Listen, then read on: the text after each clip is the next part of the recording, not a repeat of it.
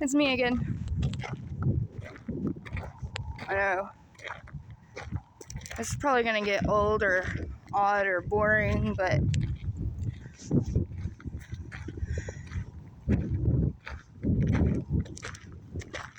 I don't know. I just know that one of my, I don't know if you want to call it talents or if you want to call it gifts. It's all up to you what you want to call that. But I have a really genuine, sincere way of getting people to sit down, listen, and pay attention.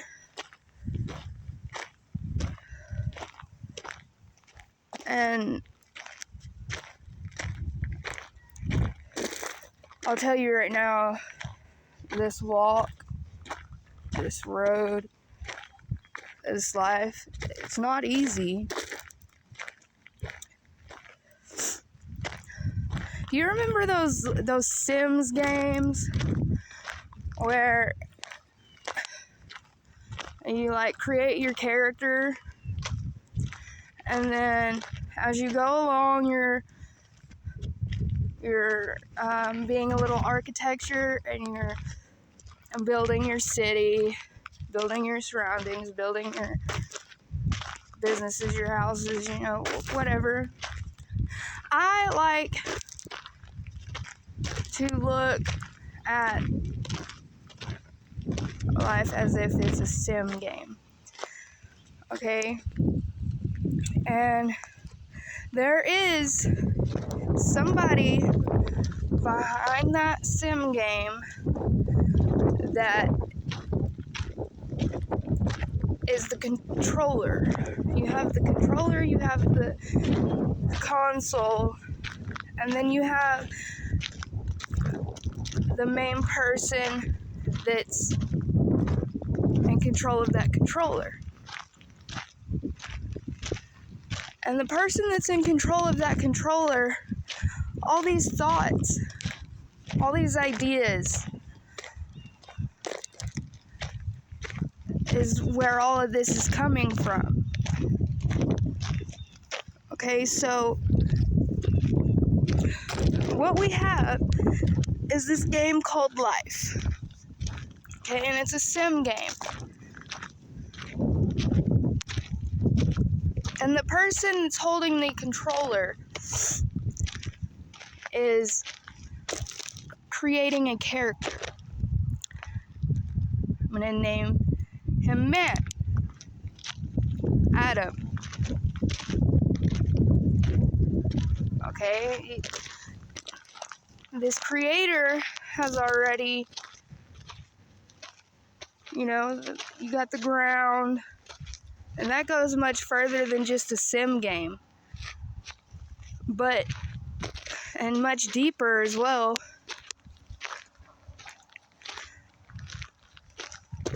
Adam couldn't do everything by himself. So the creator created a woman.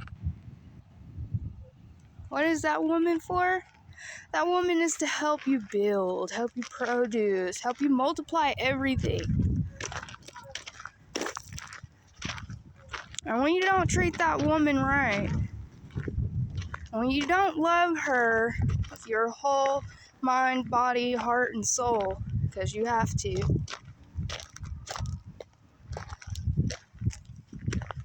then the forbidden apple is ate.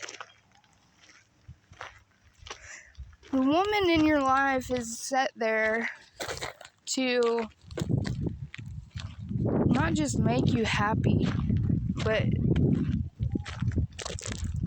we're automatically worrywarts. But we're also the wise guides. So when we're telling you, hey, I wouldn't go here, I wouldn't go there, I wouldn't do this, I wouldn't do that,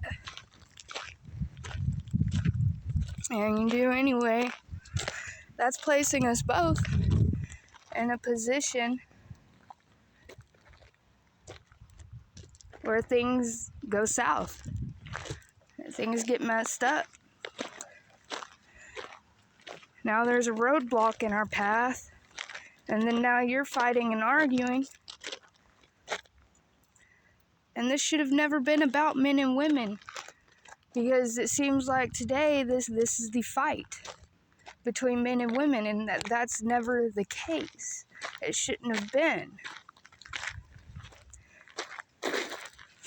What we're doing is we're turning against each other when that isn't it. You have the creator, you have the controller. The controller controls the console. Where the console is, there's multiple other things in there that send these signals to make everything happen the way the creator designed.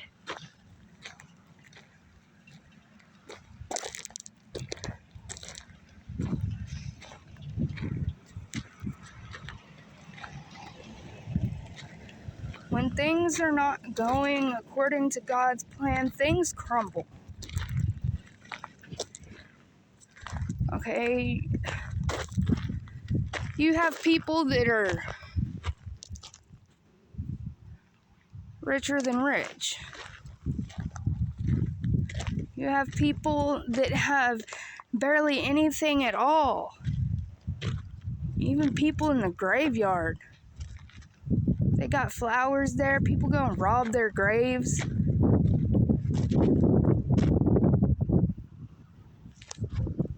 You know what this tells me? This tells me that what we're dealing with is somebody that's envious. Somebody that's already lost everything that they've ever worked for, everything that they've ever left behind. They've left every single last bit of that. And what are we doing with it? We're destroying it. We're kicking it down to the ground.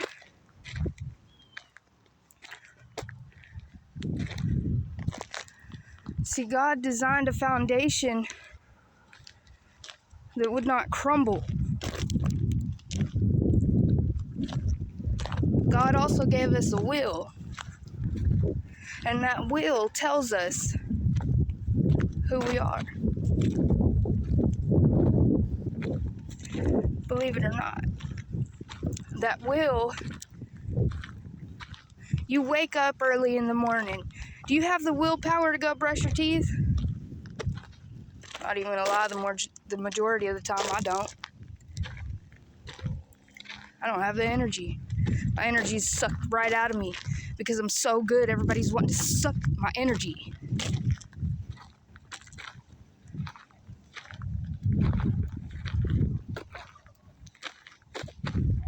And when I say that I'm good, I'm not saying that I'm better than everybody else, because I'm not. I view myself as equal to you. But you have polar or parallel universes, okay? These parallel universes, you got a good side and you got a bad side. There's good and bad to everything.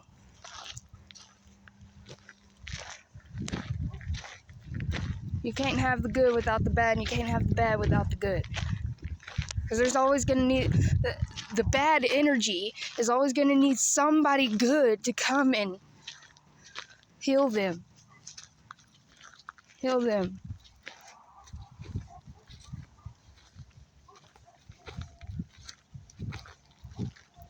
See, what we're up against here is higher powers and principalities. And it's not against flesh and blood per se, but that comes into play too, as crazy as that is. I'm flesh and blood. What you're looking at is flesh and blood.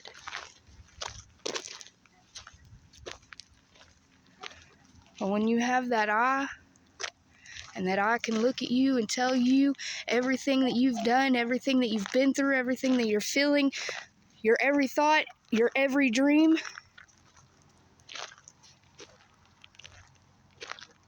Where did we get that information from? When you have that eye that can look you in the eye and you have to look down because you feel ashamed. I've been there.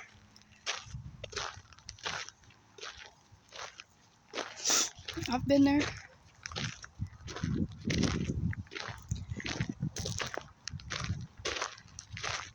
There are people out here that were sent here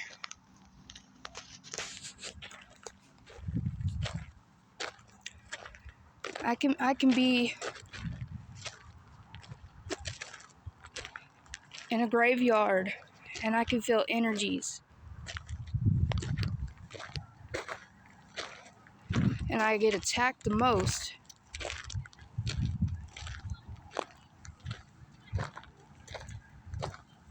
when I'm not prayed up. And even sometimes when I am, I still get attacked.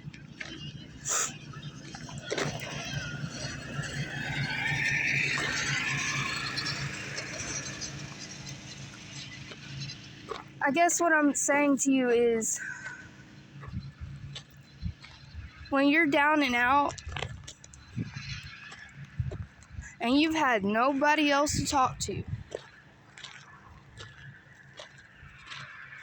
you've called on everybody that you can think of under the sun. You don't have a place to stay. You don't have food to eat. You don't have nothing to drink. You don't have this. You don't have that. And when you're telling these people this, and they're not comprehending what you're telling them, they're not stopping to take a second to tell you, oh, you know what? I have an extra room. I'm using it for storage.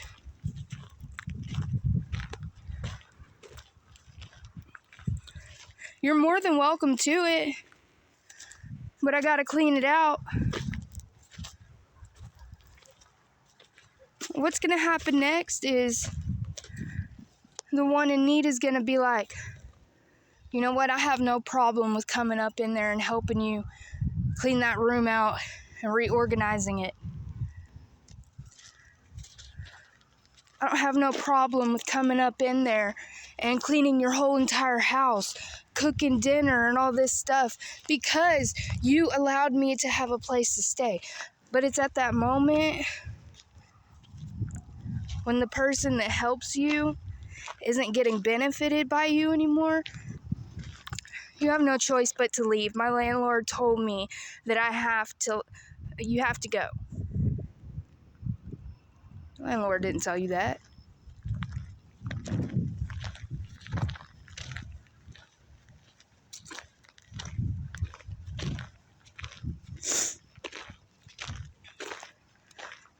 Most times people are sitting there blaming it on their parents. Oh, my mom and dad don't want nobody here in the house. Your mom and dad paying the bills?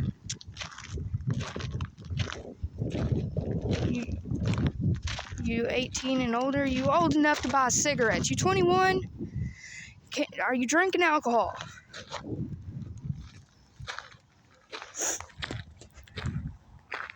I get it.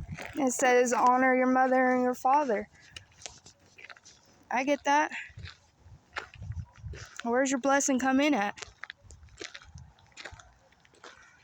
Because I don't know if you're ready to face the truth or not, but when that blessing is gone, which is the one that you just put out back on the streets,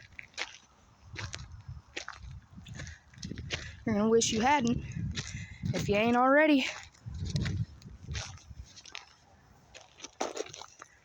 I know that every time I leave somewhere, I get emotional.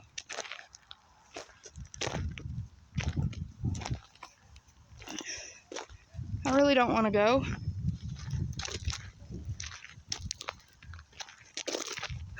Truth of the matter is, Jesus traveled from place to place. He walked everywhere. I don't know how he does that, because I can only walk so far before I want to sit down somewhere. I want to rest. I want to get something to drink. I want to grub, you know? This man went 40 days and 40 nights. Nothing to eat. Nothing to drink.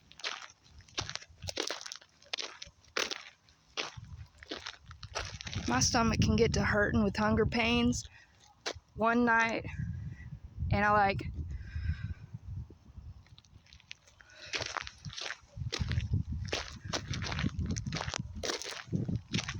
his spirit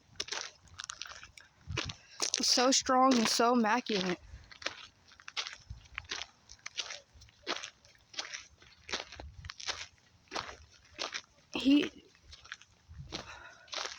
I don't know what we're doing.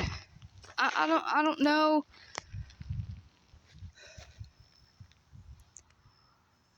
I don't know what we're doing. Which way do we go from here?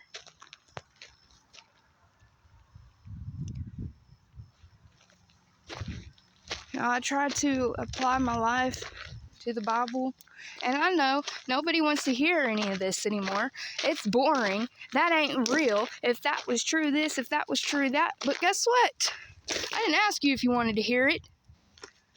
I'm forced to stay on the streets. I'm forced to go without a job.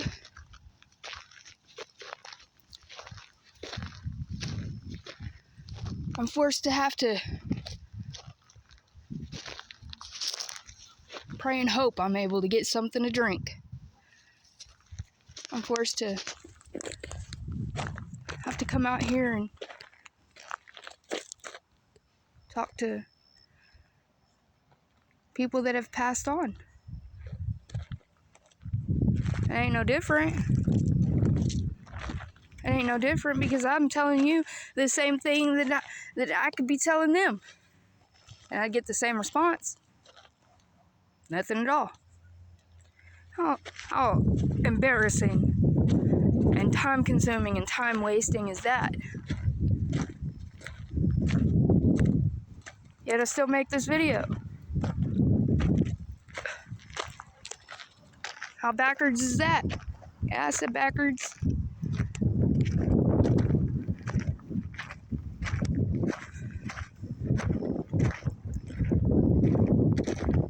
What are we gonna do when everything hits the fan?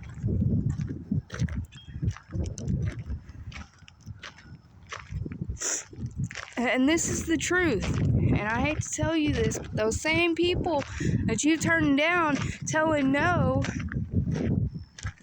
forcing them to be out here on these streets, not thinking that there's a entity, a deity, something out there that's controlling the forces within.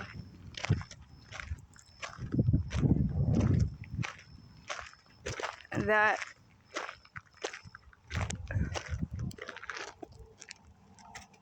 you can manipulate that mind over there that's walking past you to come and grab you, and if you ain't ready for that,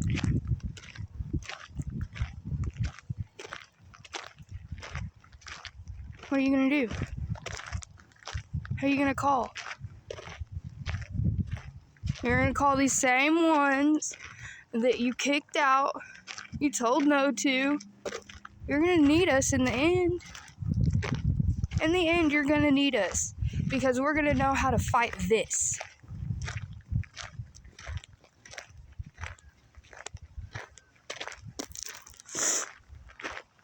You can look at this sim game, and a lot of people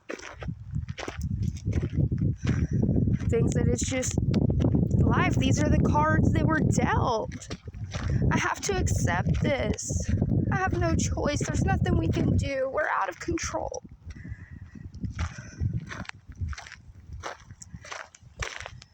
Well, you see what they're creating is they're creating puppets.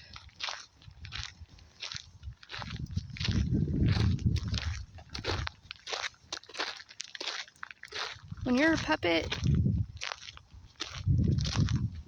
You're used to do things that you would not normally do.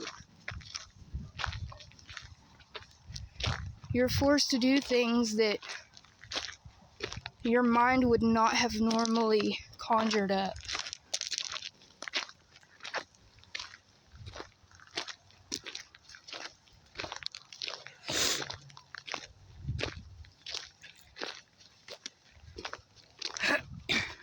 I don't know about you, but they're trying to divide and conquer, okay? Those of us that have had the roughest lives have already been divided and set apart on our own little path for times like this right here, because you're not going to know what to do. There's a whole lot of people that have been so sheltered in life and have had things handed to them. They're not going to know what to do. They're not going to know where to go. Truth be told, when that time comes, the majority is going to die. And that very few are the only ones that will survive.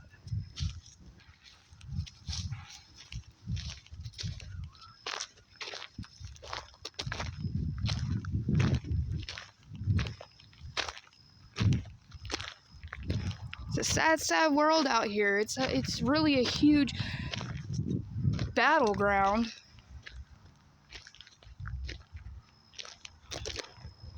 With obstacle courses.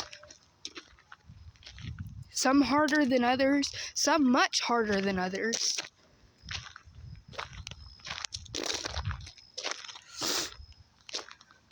But this is what, all of this tests your spirit. Test your mind and it tests your heart.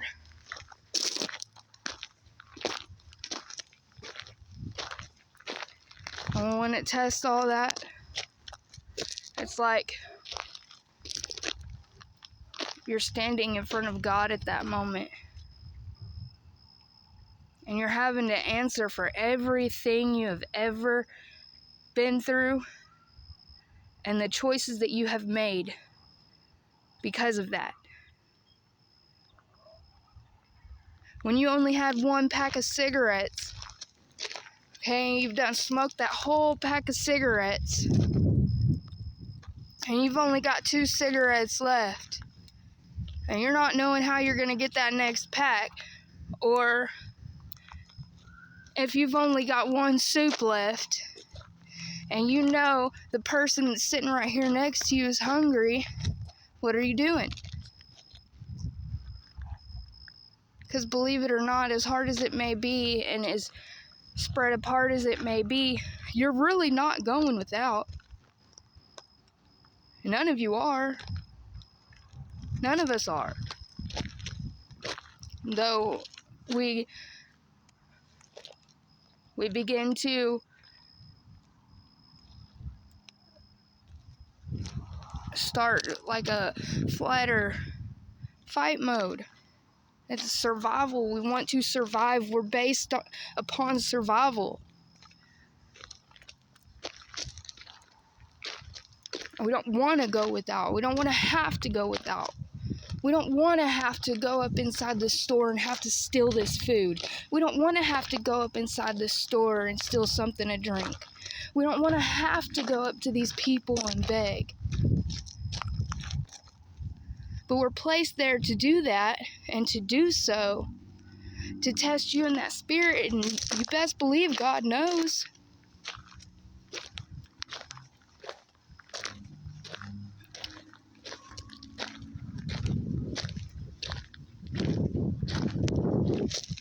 You know, if I got 2 cigarettes left, and I got 1 ramen noodle, and I got somebody else that needs a cigarette, and they want to eat, I'm busting that ramen noodle down into 2, and I'm giving them a cigarette afterward. Why? Because I know I'll have mine.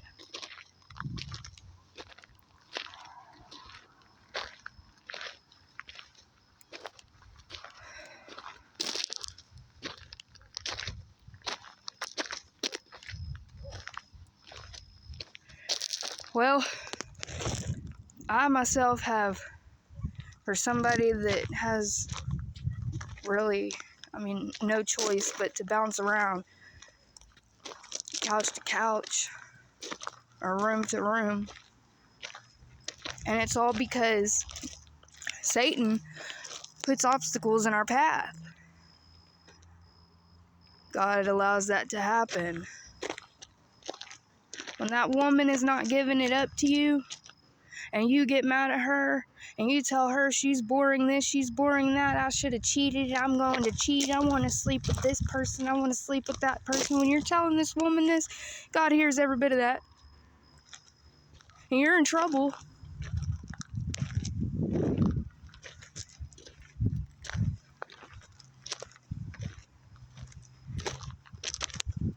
You don't treat women like that.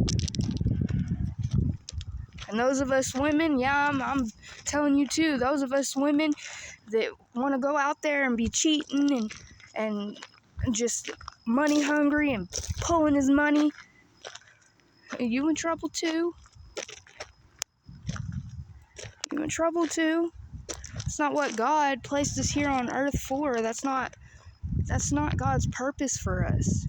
God's purpose for us is to help each other build. Those of us that are out there robbing and killing and child trafficking and human trafficking in general,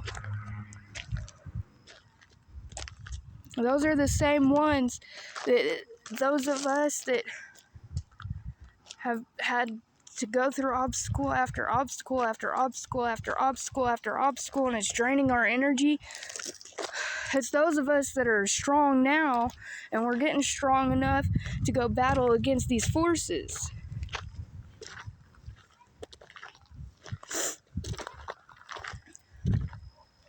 You know how you battle against those forces?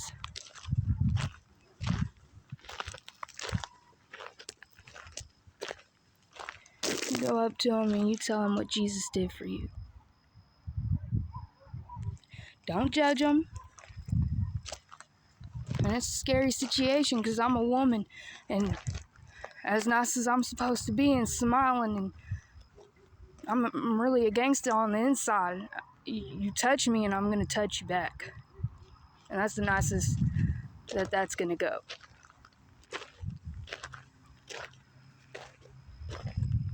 Jesus was the first gangster. You learn something. Better learn something.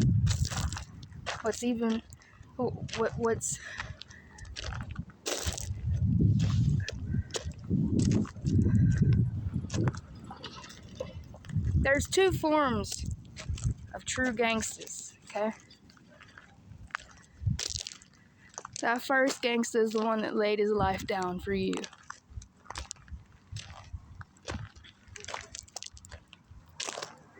He stood on that cross, the broken leg, nails in his wrist, and in his feet. From the top of your foot, just right there by your ankle, all the way through your heel, pretty much. Your foot goes like this, and it kind of opens up, and it goes right through both feet. Don't laugh at that face.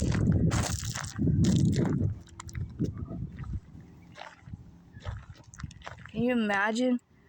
6 hours he's standing on this cross, bleeding profusely, beaten, hurting. I know he's in agony. And to get the pressure off of his feet, or off of his wrist, or off of his arms, he's having to lift himself up and drop back down. Lift himself up and drop back down.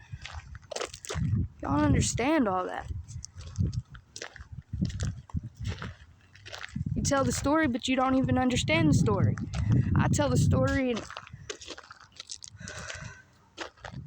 I'm getting a lot more out of it. I don't know everything. I want to.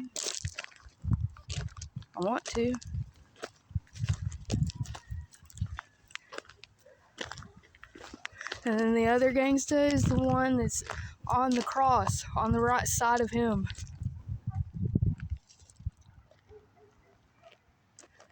And while he's in agony, he's not only taking up for Jesus, but he's apologizing. And what did Jesus tell him? You will be in my Father's house with me.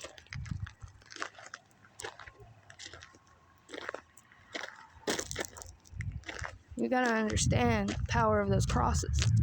You gotta understand just what happened on all three of those crosses. Which one are you? Because we're all crucified in some form or fashion. You have no idea how true that is.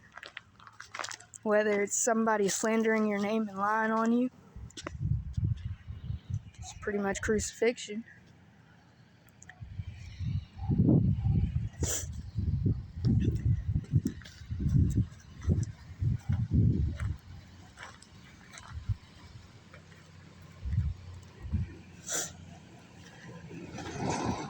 I don't know.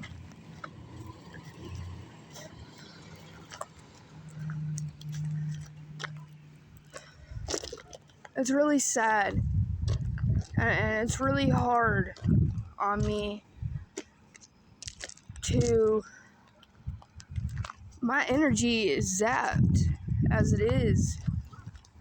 But it's really hard for me to sit down and try to talk to somebody and tell them exactly what is going on and explain to them what is going on and what needs to be done about the situation. And their mind cannot fathom. They cannot process it. It cannot understand. So then I feel like I'm casting my pearls before swine.